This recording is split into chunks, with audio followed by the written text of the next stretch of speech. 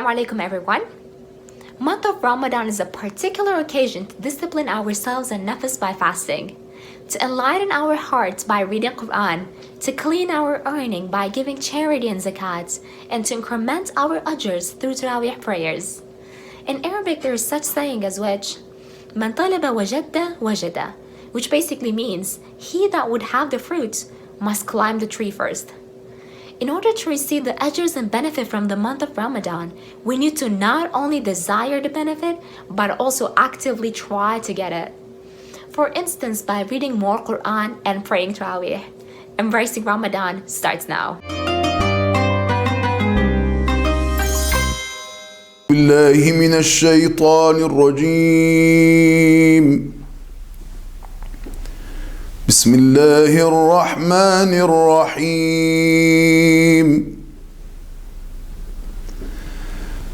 تبارك الذي جعل في السماء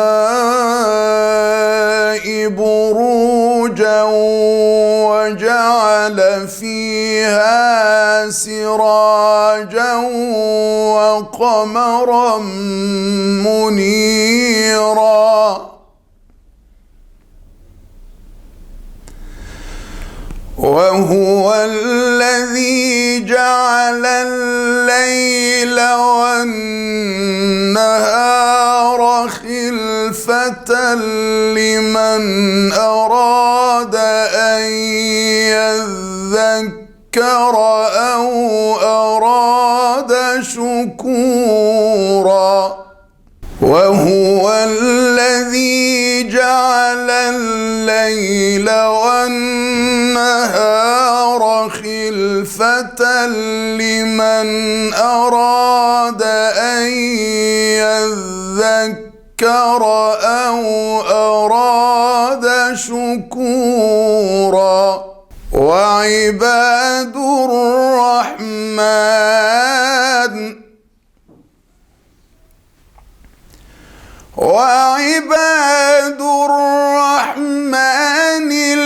الذين يمشون على الأرض هونا وإذا خاطبهم الجاهلون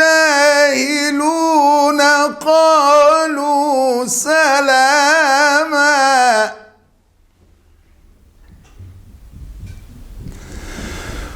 وعباد الرحمن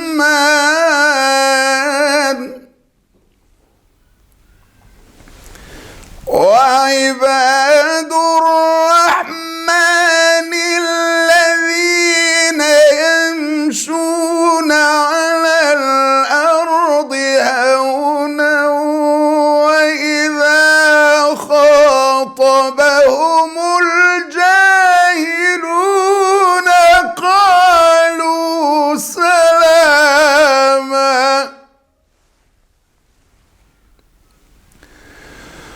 والذين يبيتون لربهم سجدا وقياما والذين يقولون ربنا اصرف عنا عذاب جهنم إن عذابها كان غراما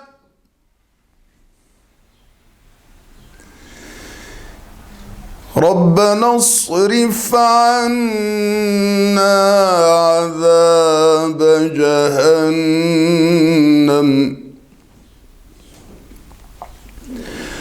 ربنا اصرف عنا عذاب جهنم إن عذابها كان غراما إنها ساءت مستقرا ومقاما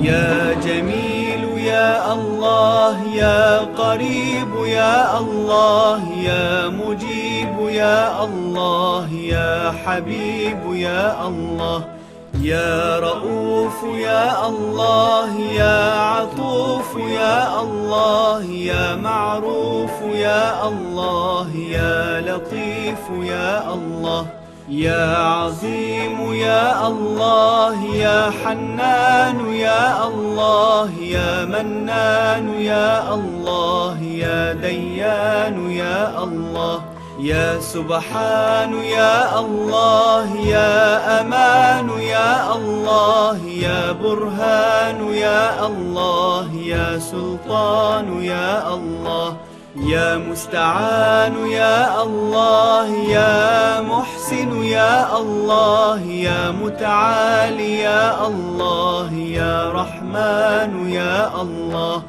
يا رحيم يا الله يا كريم يا الله يا مجيد يا الله يا فرد يا الله يا وتر يا الله يا أحد يا الله يا صمد يا الله يا محمود يا الله يا صادق الوعد يا الله يا علي يا الله يا غني يا الله يا شافي يا الله يا كافي يا الله يا معافي يا الله يا باقي يا الله يا هادي يا الله يا قادر يا الله يا ساتر يا الله يا قهار يا الله يا جبار يا الله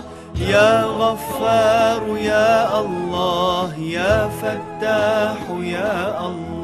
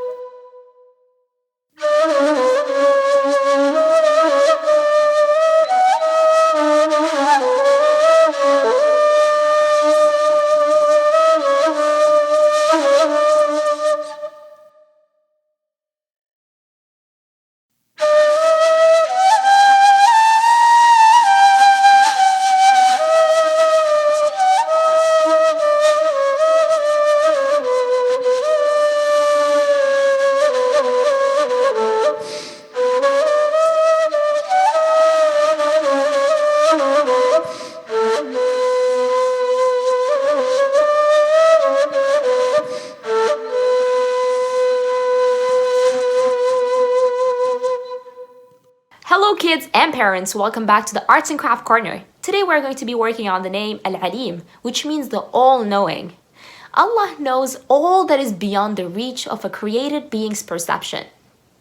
In Surah Sajda, verse 6 it says, ذَلِكَ عَالِمُ الْغَيْبِ وَالشَّهَادَةِ الْعَزِيزِ الرَّحِيمِ. That is the knower of the unseen and the witnessed, the exalted in might, the merciful. Ameen. Let's get started. Assalamualaikum. My name is Zahra and I'd like to welcome all of you to the Kids Corner of Ramadan TV. Today we will learn the name Al-Alim. That means Allah knows everything. Today's craft is this bookmark. To see how we did it and to see the dua on it, keep watching.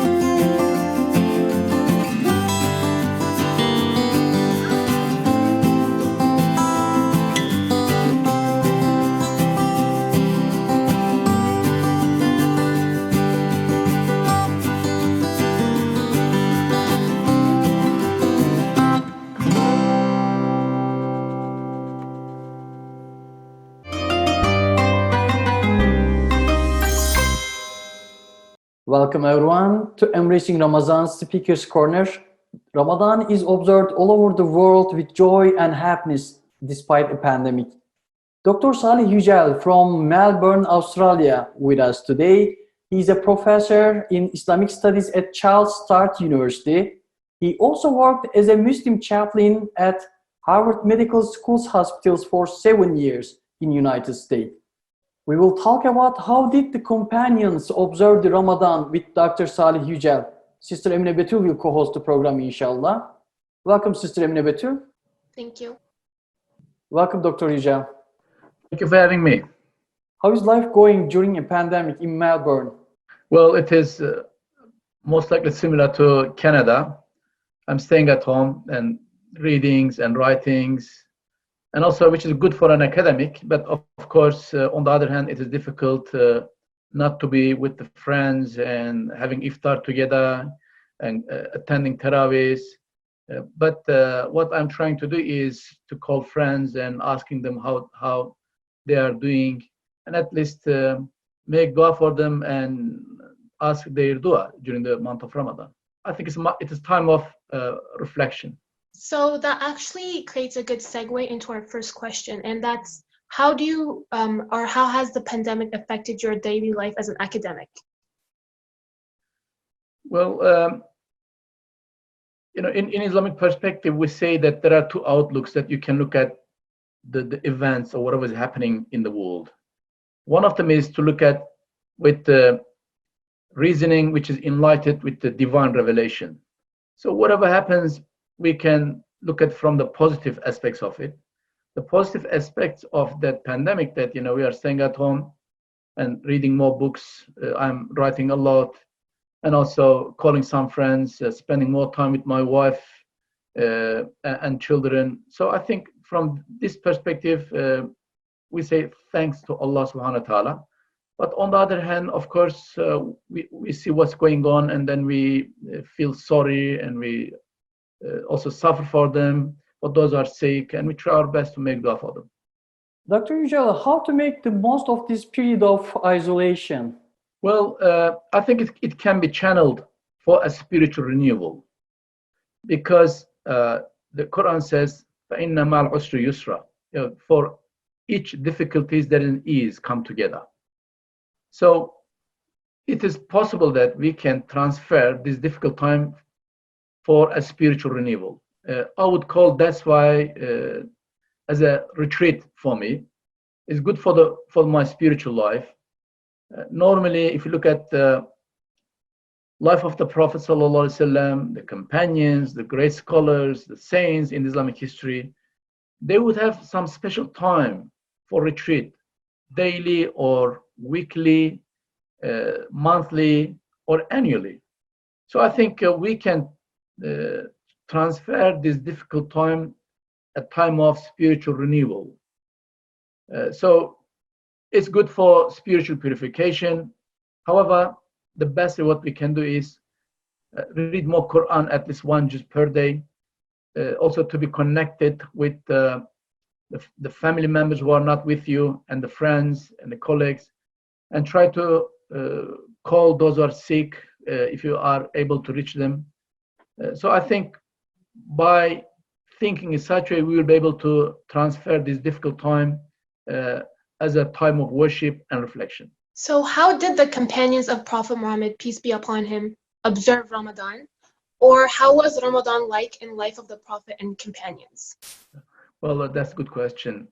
I think to a certain extent, we are also experiencing like the companions as well, because as it is known, the first 2 nights they performed Tarawih together. They were so keen to observe every night of the Ramadan by performing the Tarawih.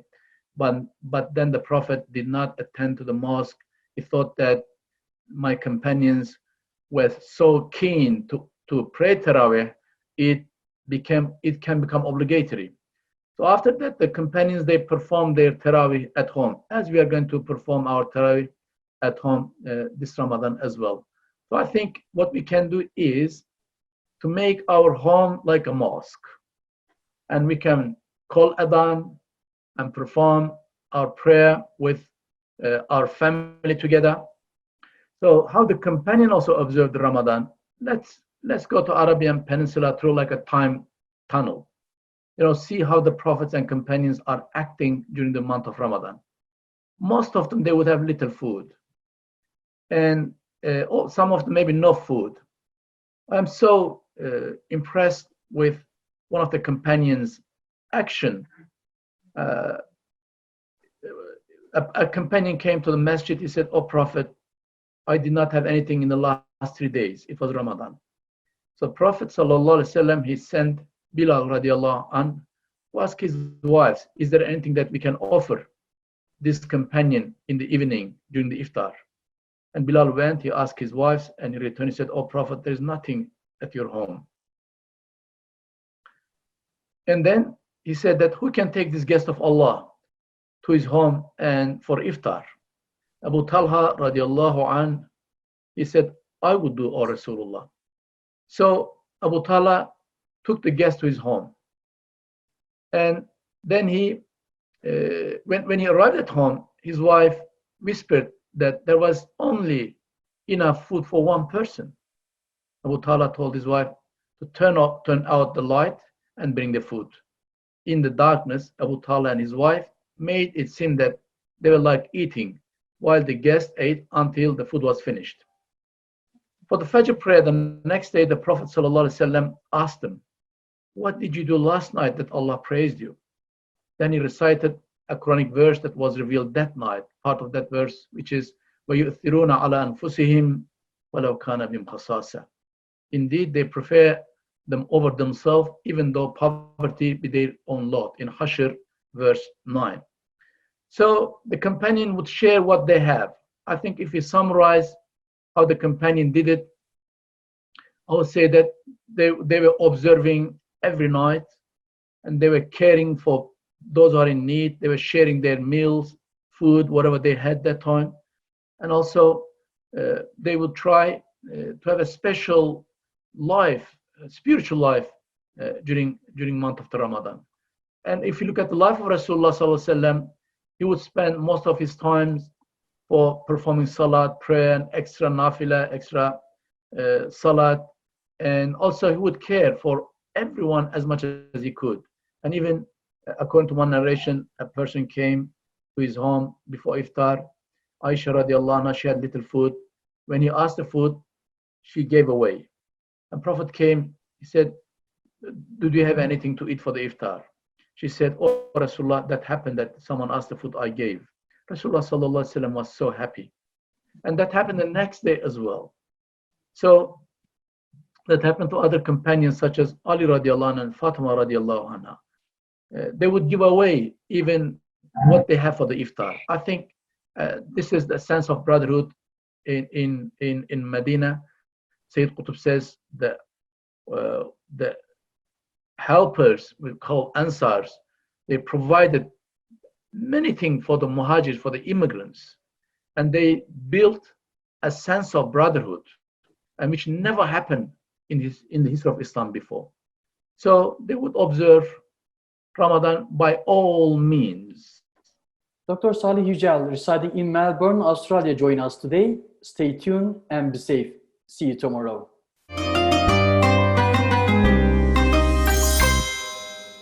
Assalamu alaikum.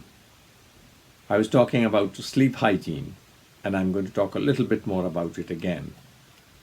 Sleep hygiene means that we are aware of what we do before we go to sleep and how we sleep, which means we have determined for ourselves that it's important that certain factors are in place before we can fall asleep.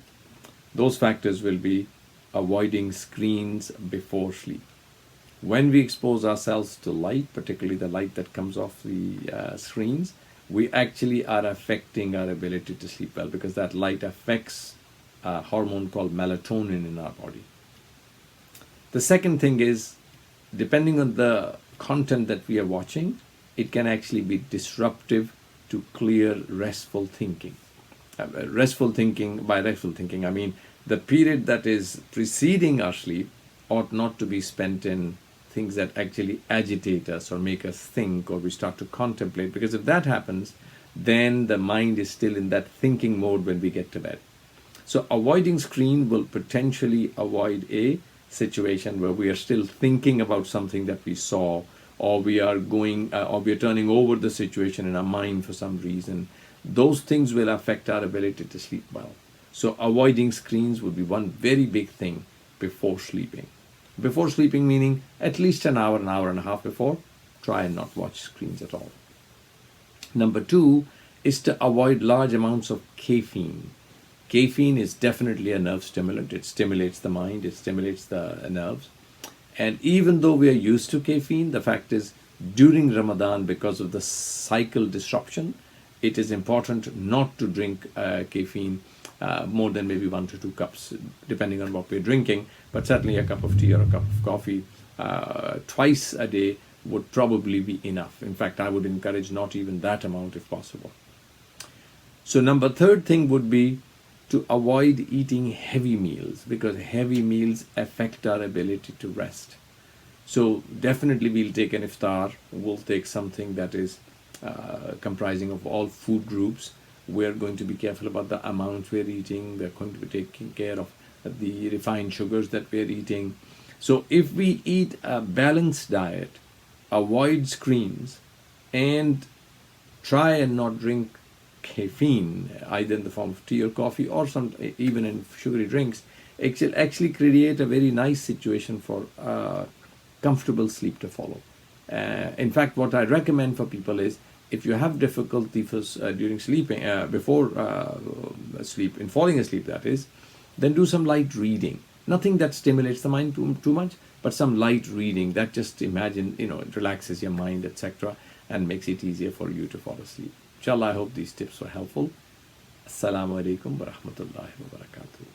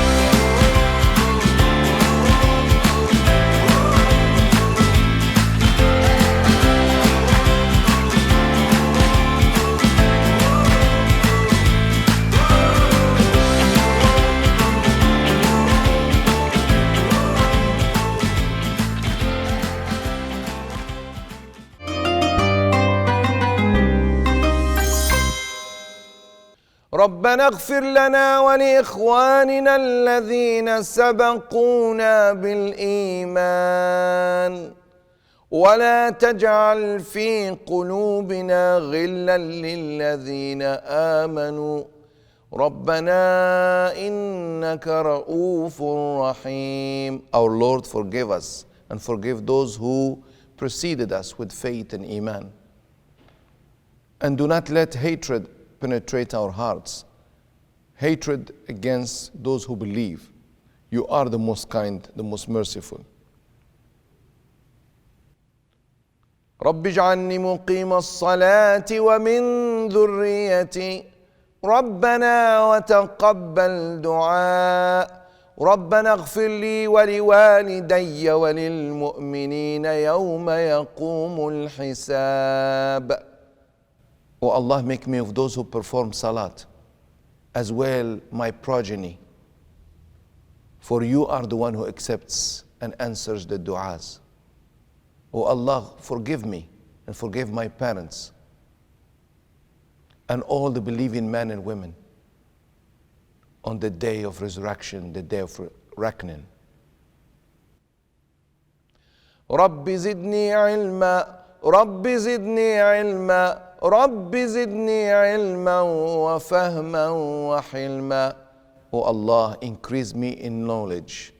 O Allah, increase me in knowledge.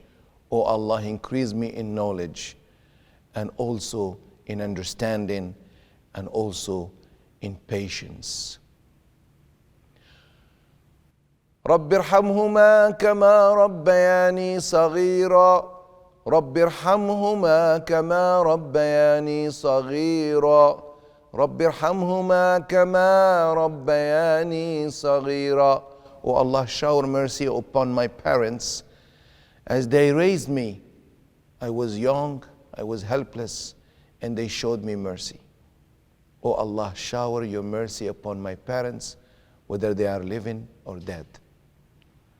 اللهم أنت ربي لا إله إلا أنت خلقتني وأنا عبدك وأنا على عهدك ووعدك ما استطعت أعوذ بك من شر ما صنعت أبوء لك بنعمتك علي وأبوء لك بذنبي فاغفر لي فإنه لا يغفر الذنوب إلا أنت.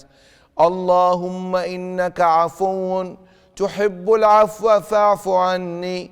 اللهم إنك عفو تحب العفو فاعف عني. اللهم إنك عفو تحب العفو فاعف عني. O Allah, you love to pardon. You are the most forgiving and you love to pardon. So forgive me and pardon me. لا إله إلا الله أستغفر الله أسألك رضاك والجنة وأعوذ بك من سخطك والنار يا عزيز يا غفار. There is no one worthy of worship except you, Allah. I seek your forgiveness. I seek your blessing and I seek your Jannah and your pleasure. And I seek refuge in you from your wrath and displeasure and hellfire. Ameen. إن الله وملائكته يصلون على النبي يا أيها الذين آمنوا صلوا عليه وسلموا تسليما. اللهم صل على محمد وعلى آل محمد كما صليت على إبراهيم وعلى آل إبراهيم إنك حميد مجيد. اللهم بارك على محمد وعلى آل محمد كما باركت على إبراهيم وعلى آل إبراهيم في العالمين إنك حميد مجيد. عدد خلقك ورضا نفسك وزنة عرشك ومداد كلماتك. Oh Allah, give us good health and good faith. Give us prosperity and save us from any calamity. Oh Allah, bless us Bless us, our spouses, our children, our families, and our communities. Make us of those who pray and give charity. Make us serve you and serve humanity with sincerity. Give us happiness and felicity. Make us leaders and workers in the community. And make us of those who always seek unity. Ameen, Ameen. سبحان ربك رب العزة عما يصفون وسلام على المرسلين والحمد لله رب العالمين. الفاتحة. بسم الله الرحمن الرحيم. الحمد لله رب العالمين الرحمن الرحيم مالك يوم الدين إياك نعبد وإياك نستعين اهدنا الصراط المستقيم صراط الذين أنعمت عليهم غير المغضوب عليهم ولا الضالين. آمين والحمد لله رب العالمين.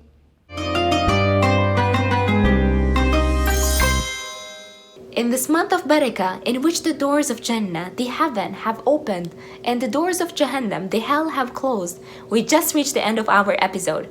Please don't forget to like, share, and subscribe. See you tomorrow.